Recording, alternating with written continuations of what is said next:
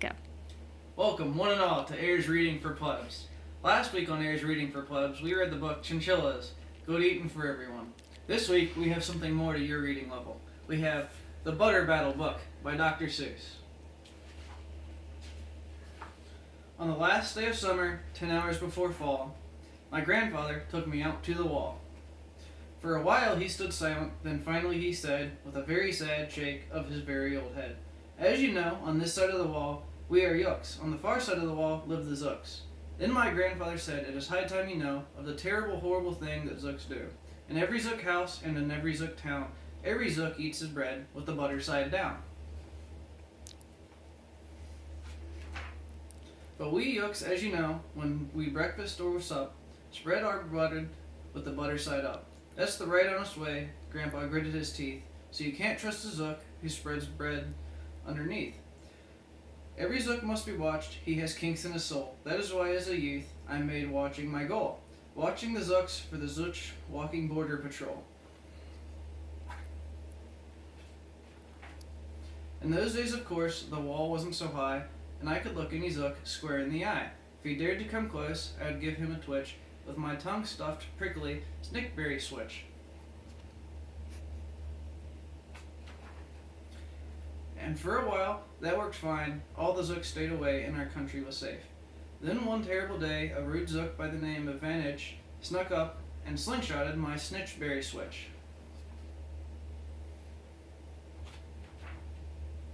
With my broken off switch, with my head held in shame, to the chief Euchre in great shame I came. But our leader just smiled. He said, "You are not to blame, and those Zooks will be sorry they started this game. We'll dress you right up in a fancier suit. We'll give you a fancier slingshot to shoot." And then he ordered the boys in the back room to figure how to build me some sort of triple sling jigger.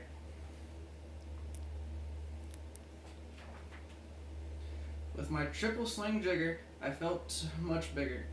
I marched to the wall with great vim and great vigor, right up to Van Itch with my hand on the trigger.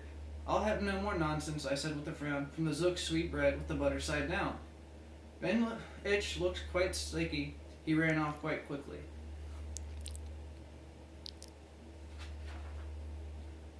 I'm unhappy to say he came back the next day with a spiffy new suit with a big new machine.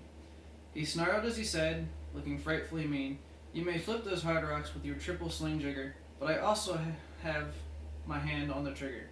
My wonderful weapon, the jigger rock snatch 'em.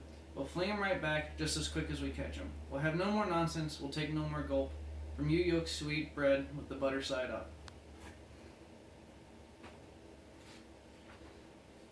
"I have failed, sir," I sobbed as I made my report to the chief Euchre in the headquarters fort. He just laughed. "You've done nothing at all of the sort. Our slingshots have failed. That was old-fashioned stuff. Slingshots, my boy, are not modern enough.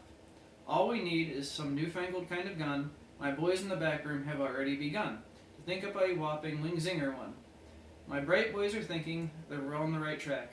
They'll think one up quick, and we'll send you right back." They thought up a great one, they certainly did. They thought up a gun called a Kickapoo Kid, which they loaded with powerful Kickapoo powder, and ant eggs and bee legs and dried clam chowder, and one carefully trained and real smart dog named Daniel to serve as our country's first gun-toting spaniel.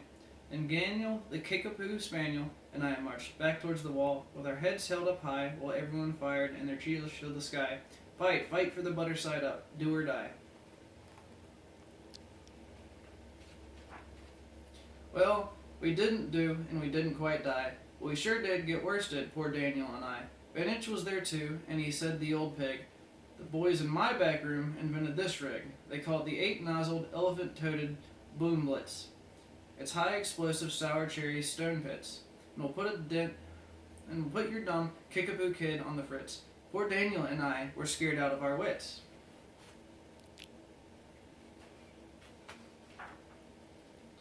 Once more, by Van Itch I was bested and beat. Once again I limped home from the wall in defeat.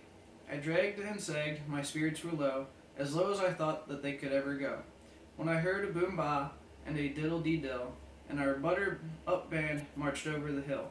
The chief Euchre had sent them to meet me, along with the right-side-up song girls to greet me. They sang, Oh, be faithful, believe in thy butter. And they lifted my spirits right out of the gutter. My boy, smiled the chief Yukaru. We've just voted and made you a general. You've been promoted. You'll get a pretty new uniform. Get in it. The big war's a comin' and you're gonna be in it. What's more, this time you were certain to win it. The boys in the back room have finally found how. Just wait till you see what they've puttered up now. In their great new machine, you'll fly over that wall and clobber those Buttertown Zooks once and for all.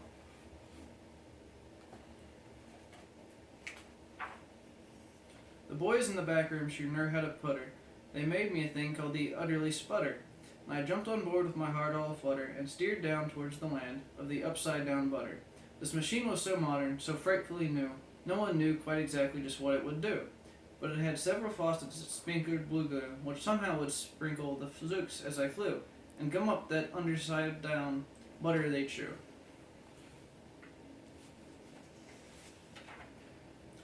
I was racing Pin Mill when I heard a voice yell, "If you sprinkle us Zooks, you'll get sprinkled as well." Van Itch had a sputter exactly like mine, and he yelled, "My blue gooer is working just fine." And I'm here to say that if Yooks can go Zooks, you better forget, 'cause Zooks can goo Yooks.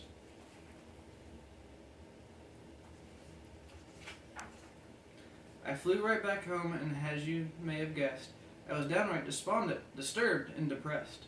Just as soon as I stepped back upon my land, so were all the girls of the Butter Up band.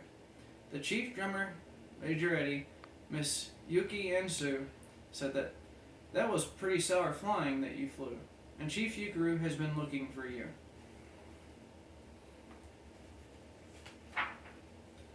I raced to his office. The place was a sight. "Have no fears," said the chief. "Everything is all right. My bright backroom boys have been brighter than bright. They've thought up a new gadget that's newer than new. It's filled with a mysterious moo like a moo. They can blow all those Zooks clear to Salama Magoo. They've invented the bestie big boy boomeroo. You just run to the wall like a nice little man and drop this bomb on the Zooks as fast as you can. I've ordered all the Yooks to stay safe underground while the Bitsy big boy bomberoo is around." You see the little bomb? As I raced for that wall with bomb in my hand, I noticed that every last Yook in our land was obeying our chief Yukaru's grim command. They were all bravely marching with banners aflutter down to the hole for their country and the right side up butter.